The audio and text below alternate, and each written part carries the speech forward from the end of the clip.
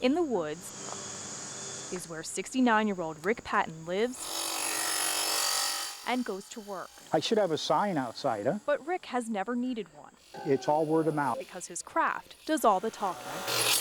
All right? They show it to their buddies and, wow, where the hell did you get that? Well, there's this guy that lives in Emmaus. Who makes handmade, custom-made fishing rods from his shed. I love this. Jazz fills the room until the sound of hard work drowns it out.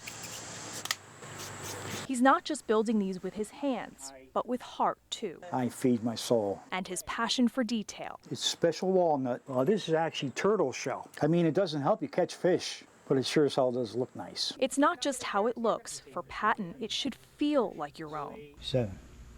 7 threads.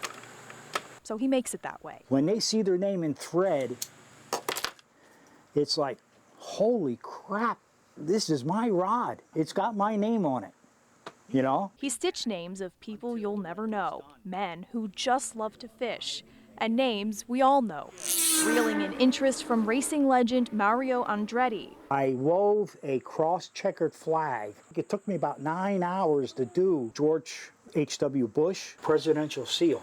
I put that on the back of the one rod. A president, country music star. Kenny Rogers. Each as special as the person it's for. I treat them all the same. Even though they're all different, he spends hours. It's a lot of patience. But this passion he picked up years ago, in '77, the year he got married. That's why I'm out here a lot. He'll tell you it doesn't feed the family, but that's not why he does it. I do it just for the hell of it. But if you are fishing for a new rod, I also have easy payment plans. Jamie Stover, 69 News.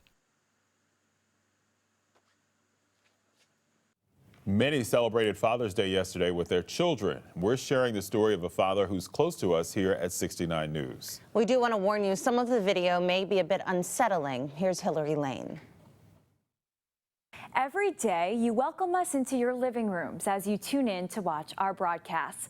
Behind the scenes, there are dozens of people working hard to make sure our programs hit the airwaves. You may never get to see their faces, but to us, they're family. So we were so excited when one of our own told us he was expanding his family. Here's his story of hope, heartbreak, and healing. They say a father's love I really want to be a dad. is a love like no other. We were so excited.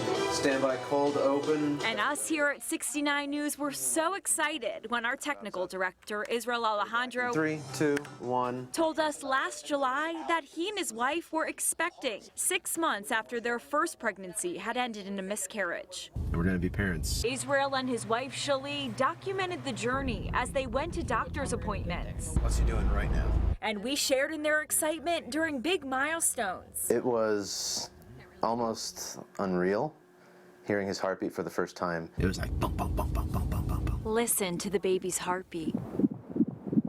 And we also felt their heartbreak. There were some concerns that the doctors had. Israel and Shali learned of the unimaginable. A rare genetic disorder that's called trisomy 13. 1% of babies diagnosed with trisomy 13 live to see their first birthday. Broke my heart at first. I was praying so hard every day that, God would give us a miracle and that our son would live and there'd be nothing wrong with him. With their faith at the forefront, they decided to give their little guy the name Job, after Job in the Old Testament, who was faced with many trials but never lost his faith.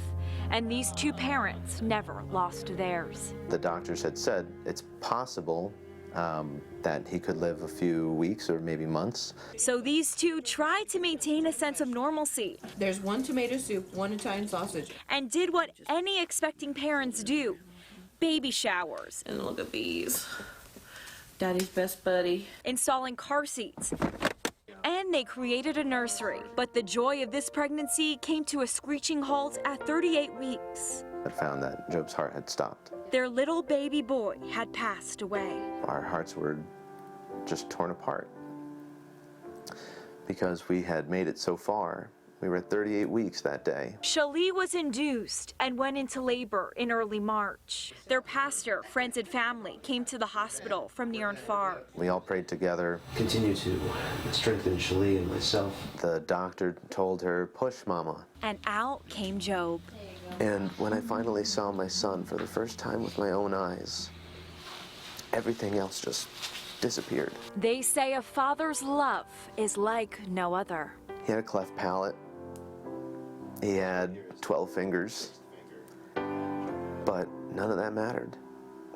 I was looking at my son. I was looking at my little baby boy. The baby immediately swaddled in love from family and friends. Even though they all knew he had died. They were there for us, but they were there to see him too. And it meant so much to us. Soon, reality set in. About the time that we got his crib, we also got his casket. On a chilly March day, this little casket on display. Shalee had planned to recite a poem in her son's honor. She started to sing the song instead. I will carry you It's a beautiful song. while your heart beats here. In the song it says, I will carry it's the mother telling the baby that I will carry you all my life, even though the baby's not there. and I will praise the one who's chosen me. The baby's still a part of us, still in our heart. We'll never forget. We'll never forget our son. 4 million babies nationwide are diagnosed with a genetic disorder each year. And as you can see from Israel's story, it can be emotionally trying for parents and loved ones. Israel and his wife want you to know that you are never alone and there is help out there. We have a list of resources on our website, WFMZ.com. Back to you. You hold that for Mom? Well, thank you. That's a good girl. Each year she would be scared not to even go near Santa. Anybody in costume, she just gets frightened. But this year, All right, turn around this way so we put your coat on. Good girl. there's just one thing a mother wants for Christmas. Instead of the kicking and screaming and crying, you just want that nice Santa picture. You ready to see Santa? Ready? There you go.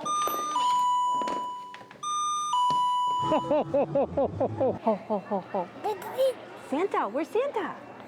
Santa is right here at the Lehigh Valley Mall, Big smile for Santa, okay? One more on the count of 3. waiting to meet 4-year-old Jacqueline Hendershot. I just wanted her to have a picture with Santa and interact with him. Jacqueline's mom, Carrie, You gonna give him a kiss? Are you gonna give Santa a kiss? vowed this year would be picture perfect. Jacqueline was diagnosed with Down syndrome shortly after birth. She's mostly nonverbal. It's also sometimes more challenging for her to form connections that come naturally to other kids her age.